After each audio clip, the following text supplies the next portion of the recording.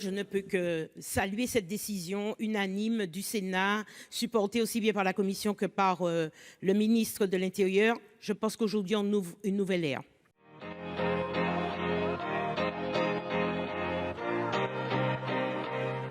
Article 16, Madame Conconne, vous souhaitez prendre la parole sur cet article? Oui, on arrive à la fin de ce débat et j'ai l'honneur quasiment de le clôturer avec mon amendement. Donc, on va parler un petit peu de fond pour qu'on s'en souvienne. Hier, j'ai eu le bonheur d'entendre Monsieur le ministre dire « Le Sénat n'aime pas les ordonnances ». Donc, j'espère bien que mon amendement à venir sera voté à l'unanimité pour donner du sens à cette déclaration, à ce ressenti. C'est toujours comme ça. À la fin d'un texte, il y a un petit truc qu'on rajoute sur l'outre-mer. On va gérer par ordonnance.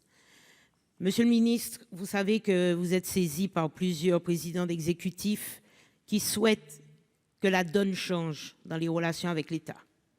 Vraiment, la donne change. Et que l'on rentre dans un discours plus démocratique, plus libre, plus construit, voire co-construit. Donc cette redondance d'ordonnance est gênante. Je sais que vous partagez mon avis. On en a déjà parlé et vous l'avez dit encore hier.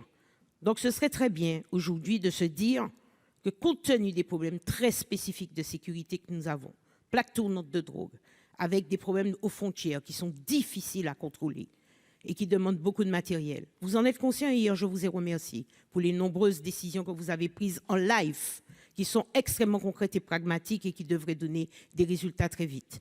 Il faut qu'on ouvre une nouvelle ère de débat avec l'État et que cette nouvelle ère ne soit plus l'abondance d'ordonnances qui nous prive du débat démocratique et que l'on puisse régulièrement pouvoir prévoir des articles, des mentions qui soient spécifiques à des territoires spécifiques et qui soient spécifiques à des situations spécifiques. Merci.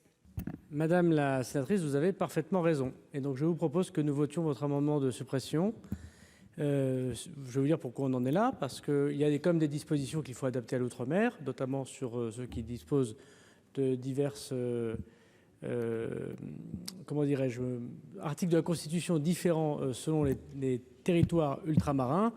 Et la réponse que m'ont fait service, c'est qu'une partie de la direction générale qui s'en occupe ne nous a pas répondu. Et il ne vous appartient pas en tant que parlementaire de subir ce que fait mal l'exécutif. Je propose donc qu'on vote la suppression de l'ordonnance.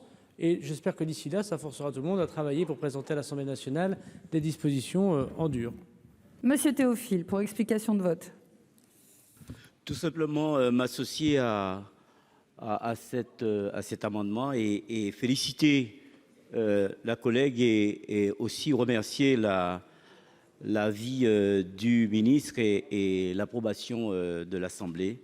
Encore une fois, on a bien compris et vous avez bien compris la difficulté. Je pense que les récentes crises nous ont permis à nous tous de comprendre qu'il y a véritablement un enjeu là et que nous pouvons répondre à des préoccupations au travers de nos discussions. Qui vote pour?